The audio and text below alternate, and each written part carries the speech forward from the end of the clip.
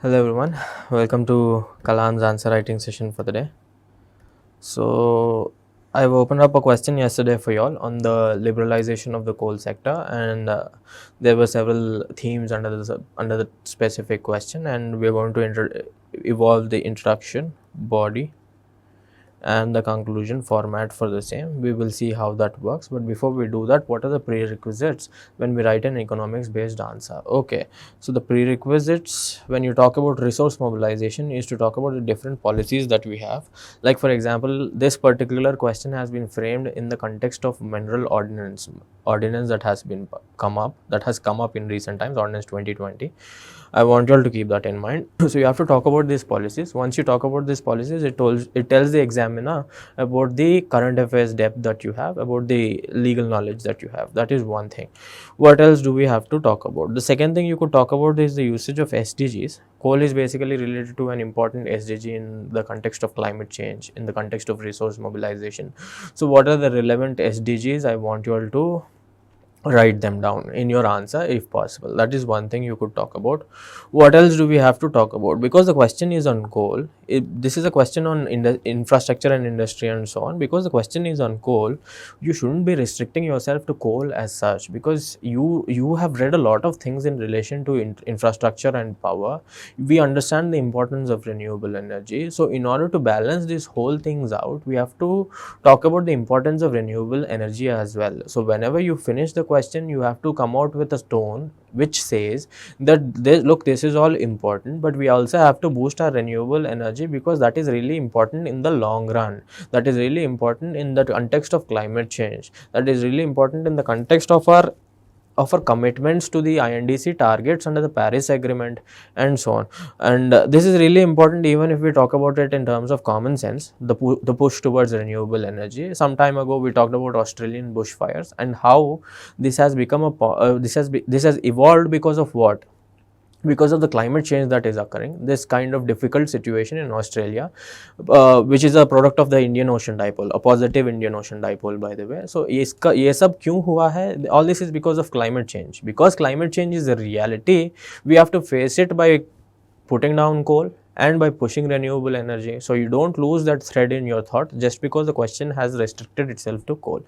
You can put at least 1 or 2 points which push renewable energy when you write your answer. That is something I want to tell you all. Now I'll read the question out for you all. Liberalization of coal sector in India was a reform that was much needed. Analyze the benefits that arises out of it and also the challenges associated. Okay, so I definitely have to talk about the benefits, and then I move forward and I talk about the challenges, because these two things have been directly asked by the question, and these basically convert this whole question into the subparts. So the skeleton of the answer was skeleton of the body of the answer has been easily evolved by us. So what else can we do to enrich this enrich these subheadings? You could talk about why liberalization is much needed in the context of what? In the context of the recent reforms. Recent reforms, need for them, need for the recent reforms. So you talk about by starting your answer with the need for recent reforms, and then you're going to move forward and tell the examiner the benefits that arise out of these recent reforms. And once you do that, you're going to talk about the concerns. And regarding coal sector, there are lots of concerns that is really a painful thing to say, but there are lots of concerns in regard to coal sector, and you could put on all those concerns. It just doesn't have to be an economical point. There is a economics based point. See, you have to write economics based points, but wherever it is possible, appeal to the pathos of the examiner, appeal to the emotions of the examiner. See, coal sector is basically related to what? The tribals, because the coal seams are located in those areas where the density of tribals is high. So if you want to develop this coal sector, you have to evict them, you have to resettle them, you have to rehabilitate them, and so on. That is one thing. And the second thing is to point out this particular thing. Wherever coal sector has developed, in the country, especially in Singareni and so on, the sector, that particular coal seam has been exploited, but people around the coal seam have not received the benefits. Okay, so the exploited coal, the extracted coal is basically used as industry and somewhere, but the people who gave up lands for this kind of extraction, they are still poor. That is a really big problem. That is basically another rehabilitation and resettlement problem. So these social angles are also important when you write an answer. It gives a sense of completeness to the examiner, a holism. Okay, so we've evolved the subheadings. We will move forward. Okay, sorry for that. We'll move forward and see how this person has handled the question. Let's see what he has done. He says that India has abundant reserves of coal, fourth largest in the country. So he is basically starting out with a fact-based introduction, and he's also mentioning the places in which you find this coal reserve: Jharkhand, Odisha, and West Bengal. So this is a good introduction because he started out with a fact, and he's also telling me the places in which I can find coal. So in order to top this off, he could also draw a small diagram where you have coal seams and talk about it. That gives richness to your answer. Like I said, it doesn't take rocket science to evolve diagrams in your answer. You just have to have the patience and you have to put your mind towards it. So when you take down notes for this particular question, I want you to make this diagram of Indian map in which you find the coal reserves, mention 3 or 4 important coal reserves, and that put that in your diagram book. It will be eventually useful when you write an answer in the exam. So this is a decent introduction. He started out with a fact. How else could have he introduced his answer? He could have introduced his answer by talking about the ordinance that has been passed. Recently, coal sector has been liberalized by passing so and so ordinance, which has freed up the sector from its previous inefficiencies and so on. So he could talk about all these things. So which he is doing actually. He is talking about recent reforms. He probably has put up another subheading. See, we talked about 3 subheadings. The first subheading was the need for the liberalization of coal sector. The second subheading was to talk about the benefits, the potential benefits. The third was to talk about the challenges. He addressed all these things. I hope he addressed them well. But in addition to that, he is talking about recent reforms. So he is basically segregating his answer. He is compartmentalizing his answer and creating awareness in my mind about the clarity he has.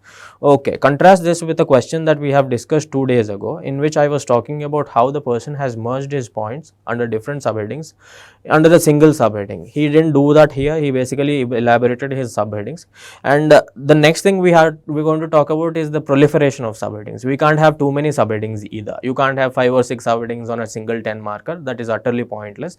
At a maximum, you can have 4, and even in these 4, you can address only 3 properly, and one of them has to be addressed briefly. So an ideal way of creating subheading is to create 3 subheadings. Okay, and whatever else you want to write it in the form of hub and spoke model. No, recent reforms could have been written in the form of hub and spoke model. This could have also improved the visibility of my answer. So be smart about choosing the way in which you will present your answer.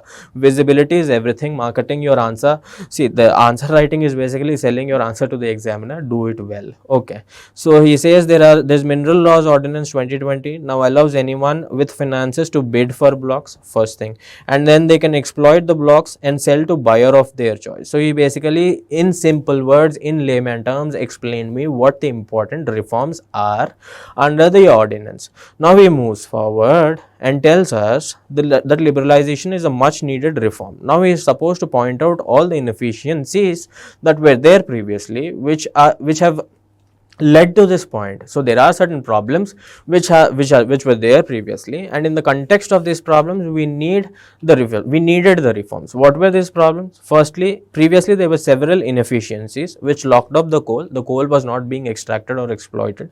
That is a good point. And then he says earlier only select entities, we were talking about this yesterday. He also mentions the select entities here. He is talking about power industry, iron and steel, coal washeries, etc. So these industries alone could bid for the coal seams, and these people alone could extract the coal seams, and they had to sell them to a select set of buyers. That is really important. So this creates what? This creates some kind of inefficiencies in the market. And secondly, there is a possibility of nepotism. मैं अगर coal block लाऊंगा, so I'll spend some money on it. All right. So there is probably some amount of money which is exchanging hands under the table. There is nepotism, there is corruption, and so on. So all these things have crept up in the previous method, and also because of that there were several legal battles. There was a huge scam, coal scam, 2G scam, and coal scam, and so on. So all these things were problems previously, and these have necessitated the importance of a new kind of reforms. Okay, also the bidders needed prior experience. अगर मेरे पास experience नहीं होता तो I won't be able to bid for this. That was the previous rule. Now anybody who has the technology, who has the drive, can do it, provided he he meets certain criteria, good. And then lack of market principles previously shackled the sector, which led to import of as much as 235 million tons last year. Because of the market inefficiencies, we used to import a lot of coal. Okay, so that is a problem that he has pointed out. Also, there were legal conflicts. He probably is talking about the judiciary and so on, possibility of nepotism and so on. So these are good points. He has established clearly why the liberalization was a much needed reform. He pointed out several problems that were there previously, and these problems have led to reforms which have come up now. Okay, now what is he supposed to tell me? He is supposed to tell me the benefits arising out of it. One simple benefit is the increase of investment in FDI in coal sector.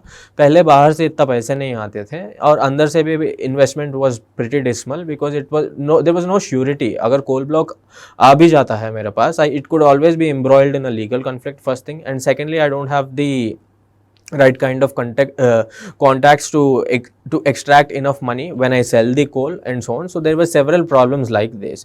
So there will be an increase in investment through FDI, and then there will be a decrease of import bill, which is basically a no-brainer.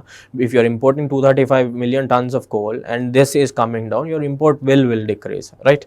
And then there is large investment which will create jobs. So when the sector gets a boost, coal is something that can involve a lot of people. Okay, to exploit it, to extract it, you need labor to do that. And in order to add value to this coal and create some kind of power from it through thermal power plants and so on, you need huge equipment, you need machinery, and also you need vehicles to transport this coal and so on. And coal is a weight losing material and so on. We learn about this in our geography. So coal is something that can boost an economy as such. It has been known to boost regional economies world over, USA, Pittsburgh and so on.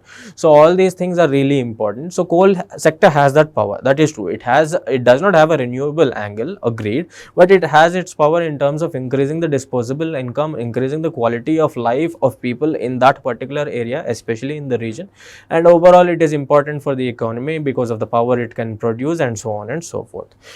So this large amount of investment will create jobs and it will lead to skill upgradation, better quality of life in the vicinity of coal industries and so on, increased demand for heavy mining equipment and vehicles, and then there is possible investment in more efficient supercritical thermal plants. So basically, if I have lots of coal that is being extracted, previously what used to happen, there wasn't much coal in the country. I used to import it from outside, but now if there is a surplus of coal in my hand, what am I going to do? I'm going to invest the profits that I get in putting efficient technologies like supercritical technology, which will decrease the emissions. That is really important in the context of the renewable sector movement that is happening world over and also in India because of our INDC targets. So in this context, if coal has to survive, it has to come up with new kinds of equipment, new kinds of carbon cutting equipment, and people will invest in it if there is surplus of coal and if there is money coming out of that surplus. Okay, so that is an important point. So overall, he's told me about good potential benefits from this sector. Now he's talking about the challenges. What are the challenges? Interests of coal India could be compromised. Okay, so this is a good point. This is a technical point. So this person has not elaborated on how interests of coal India has been compromised. I think it is because if he were to write it, it will take at least 3 lines to write it, and if he does that, he won't be able to write 5 points. So sometimes you have to prioritize your points, you have to know where to cut, you have to know where to elaborate and so on. That is the art of answer writing. So it's not just about evolving subheadings, it's also about curtailing your points when you have to, it's also about extending your points when you have less content. So all this comes under the skill of writing answer. It's not a rocket science, but it takes some practice, and most importantly, it takes patience and consistency. You have to keep at it. You have to keep at it continuously for about 3 or 4 months, and once you get that and you have it in your mind, you won't lose it. It's like driving a cycle. Initially, it becomes really difficult, but once you have the idea of driving a bicycle, anytime later you will be able to drive a bicycle. So firstly, you have to get to that point where you drive this bicycle of answer writing. Okay, so now he's talking about there's a push to renewable energy. That is a concern that might get downgraded if I keep pushing coal on one side. Okay, and then the market principles might lead to oligopolies. Okay, so if the government is not clearly regulating the sector, there might be oligopolies and cartelization. These are keywords. oligopolies and cartelization, which might push the coal prices. Some time ago, if I remember right, in 2017 or 2016, the cement industries were involved in this kind of cartelization, and then they were penalized and so on. So that is a possibility in coal sector as well, if the regulation is not much. If you're pro market, if you're completely pro market, these are the problems that get evolved eventually. And then there is rehabilitation and resettlement of the tribals, which we were talking about, I think, yesterday. So resettlement of the tribals is an important thing, and then thus to meet our INDC targets, etc., we need to balance coal liberalization with sufficiently empowering a renewable sector. So this is how he's basically balancing out his answer. What are my thoughts on this answer? This answer has been recently written. He has given me all the subheadings that are required. He has given me good points under each of these subheadings, and I am satisfied. So what is the extra thing that you have to do? You could basically put up a diagram. Okay, you could basically put up a diagram and increase the visibility of your answer. Diagram of what? Diagram of the different coal sector, coal reserves in the country. That increases the density of my answer. It could fetch you the extra 0.5 or 1 mark, which is really important. Okay, and the second thing is, he basically didn't restrict himself to coal. He basically talked about the social angle of rehabilitation and resettlement. He also talked about the renewable energy push. It would have been nice if he spent some more time, some more space on renewable energy. He could have talked about the Paris Agreement or the recent agreements and so on. Mentioning those words in itself will create some kind of weight to your answer. That is really true. Okay, so overall this is a good answer. That should be the discussion for the day. I'll meet you tomorrow. Okay, thank you.